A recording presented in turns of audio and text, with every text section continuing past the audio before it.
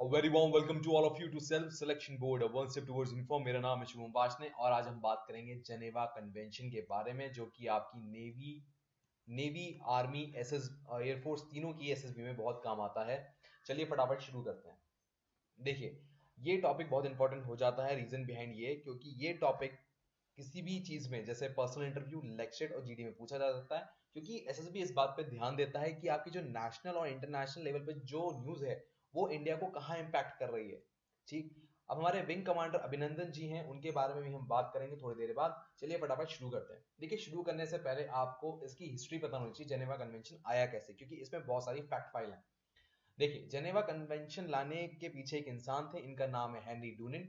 ये एक बिजनेसमैन थे स्विट्जरलैंड के। ये इटली आए हुए थे किसी बिजनेस के काम से लेकर।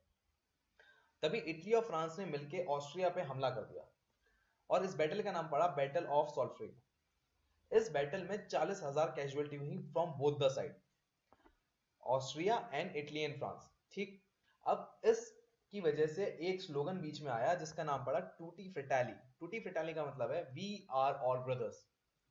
अब इस स्लोगन की जरूरत क्यों पड़ी? देखिए, ये जो 40,000 लोग की कैजुअलिटी हुई, इनके लिए कोई सोच नहीं रहा था। ये मरे जिए, इन पे टॉर्चर हो रहा है, कुछ हो रहा है, इस पे कोई ध्यान नहीं दे रहा। हेनरी डूनेट ने कहा कि हम सब भाई हैं, हमें डिस्क्रिमिनेशन नहीं करना, चाहे वो किसी भी देश का सिपाही हो, हमें उसकी मदद करनी है, उस इंजर्ड इंसान को वापस ठीक करना है, उसकी मेडिकली हेल्प करनी है और उनको उसकी फैमिली से वापस मिलाना है। इस मोटो के साथ उन्होंने काम किया और उन 40,000 सिपाहियों की मदद की। 40,000 सिपाहियों की मदद करने के बाद वो वापस अपने देश गए स्विट्जरलैंड, और वहां पर उन्होंने अपना इस एक्सपीरियंस जो था बैटल ऑफ सॉल्फ्रिनो, उस पे एक किताब लिखी। बैटल ऑफ सॉल्फ्रिनो पे एक किताब लिखी जिसका नाम है अ मेमोरी ऑफ सॉल्फ्रिनो, और इसमें उन्होंने अपने एक्सपीरियंस शेयर की। इसके साथ उन्हें एक बात और शेयर की जिसका नाम जो था उसका सोल्यूशन, कि यार अगर ऐसे कोई वॉर हो तो हमें क्या करना चाहिए। तो उसमें दो ऑब्जेक्टिव दिए।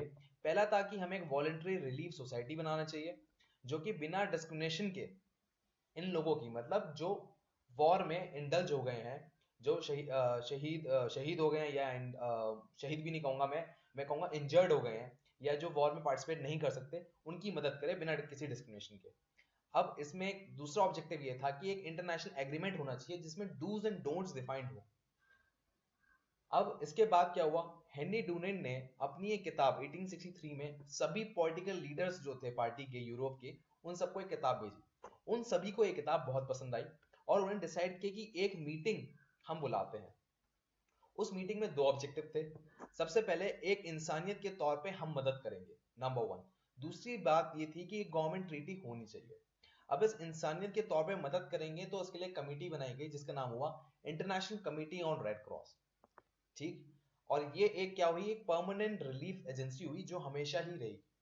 दूसरी जो एक गवर्नमेंट ट्रीटी बनाएगी, मतलब दुनिया की जितनी भी सरकारें हैं, दुनिया में जितनी भी पार्टीज हैं, उनकी एक कन्वेंशन होगा, एक गवर्नमेंट ट्रीटी होगी जिसका नाम होगा जनेवा कन्वेंशन, जो कि न्यूट्रल वे में काम करेगी। और ये जो बनी 1864 में। इस पूरे काम के लिए हेनरी डूनेट को नोबेल पीस प्राइज मिला, जो कि दुनिया का फर्स्ट नोबेल पीस प्राइज था। अब फर्स्ट जेनेवा कन्वेंशन आपका 1864 में हो गया। मोटे तौर पे कहें तो इसका ऑब्जेक्टिव क्या हुआ कि जो आर्म फोर्स के बंदे हैं उनकी कंडीशन और वुंड, मतलब जो इंजर्डनेस है, उसका ख्याल रखा जाएगा और उनको न्यूट्रल वे में ट्रीट किया जाएगा बिना किसी डिस्क्रिमिनेशन के। ये इसका काम था फर्स्ट जेनेवा कन्वेंशन का। सेकेंड जेनेवा कन्वेंशन हुई 1906 में। रीजन क्या हुआ कि अब दुनिया में जहाज आ गए थे, लोग जहाज की मदद से लड़ाई भी करते थे और देशों को कैप्चर भी करते थे, और उसमें भी मैरीटाइम वॉरफेयर में, मतलब समुद्री लड़ाई में भी लोग इंजर्ड होते थे। तो सेकेंड जेनेवा कन्वेंशन लेकर आया कि जो समुद्र में सिपाही लड़ाई करते हैं उनका भी ख्याल रखा जाएगा। ये था सेकेंड जेनेवा कन्वेंशन। अब आते हैं थर्ड जेनेवा कन्वेंशन पे। पर उससे पहले क्या, देखिए, जब फर्स्ट वर्ल्ड वॉर हुआ तो ये बात देखी गई कोई भी इस बात को सीरियसली फॉलो नहीं कर रहा। तो इसी वजह से थर्ड जेनेवा कन्वेंशन लाया गया 1929 में, आफ्टर फर्स्ट वर्ल्ड वॉर। इसमें एक कॉइन टॉस हुई, मतलब एक टर्म टॉस हुआ, वो था प्रिजनर ऑफ वॉर। और इसमें एक बात कही गई कि जो भी प्रिजनर ऑफ वॉर हैं उनको ह्यूमेन कंडीशन में, मतलब इंसानियत के तौर तरीके, या मैं कहूं इक्वल राइट्स के साथ ट्रीट किया जाएगा। और यहाँ पर जो कमिटी थी इंटरनेशनल रेड क्रॉस की जगह, sorry international red cross society की जगह जो कमिटी थी उसको अब सोसाइटी में तब्दील कर दिया गया। मतलब एक परमानेंट ऑब्जेक्टिव या परमानेंट सॉलिड बॉडी बना दी जो किसी के आने जाने से फर्क नहीं पड़ेगा, वो हमेशा ही रहेगी, और उसको एक्टिव कर दिया गया। ठीक, अब इस थर्ड जेनेवा कन्वेंशन को जर्मनी ने भी साइन किया कि हम इसको फॉलो करेंगे, बट हुआ उल्टा। उन्होंने मिलिट्री कैंप और कंसंट्रेशन कैंप स्टैब्लिश किए जिसमें जो कैप्चर सिपाही होते हैं उनका इस्तेमाल किया जाता था बायोलॉजिकल एक्सपेरिमेंट में और हथियार नए बनाने में। ठीक, ये हो गया। तो इसके चक्कर में एक फोर्थ जेनेवा कन्वेंशन भी आया। फोर्थ जेनेवा कन्वेंशन इस जर्मनी की लड़ाई जो थी सेकेंड वर्ल्ड वॉर के बाद आया।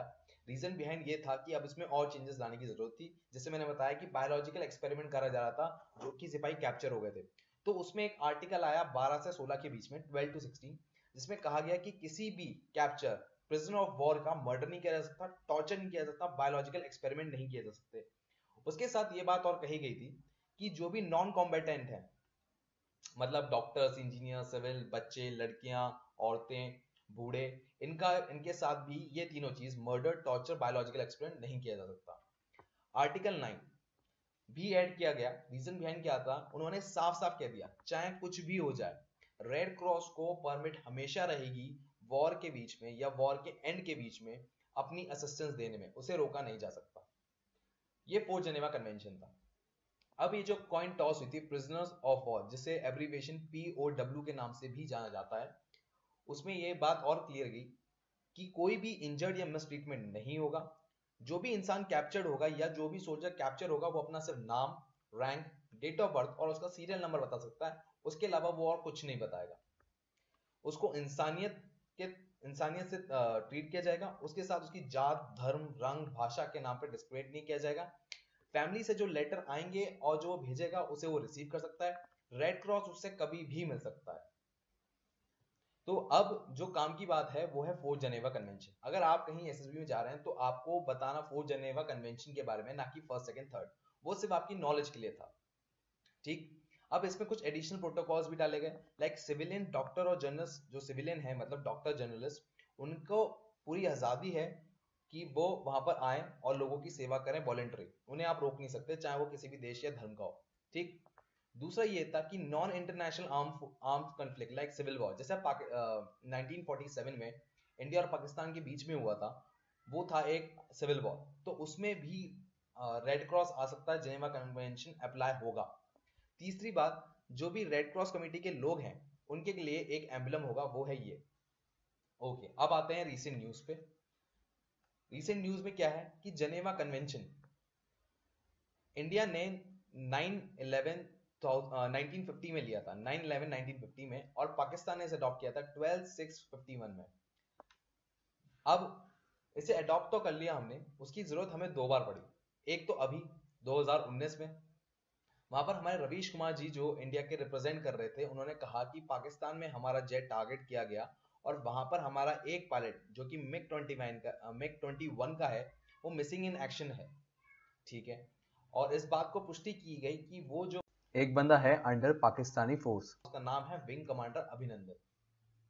ठीक, अब विंग कमांडर अभिनंदन जी को वापस लाना था तो उसका इस्तेमाल किया गया जिनेवा कन्वेंशन के लिए।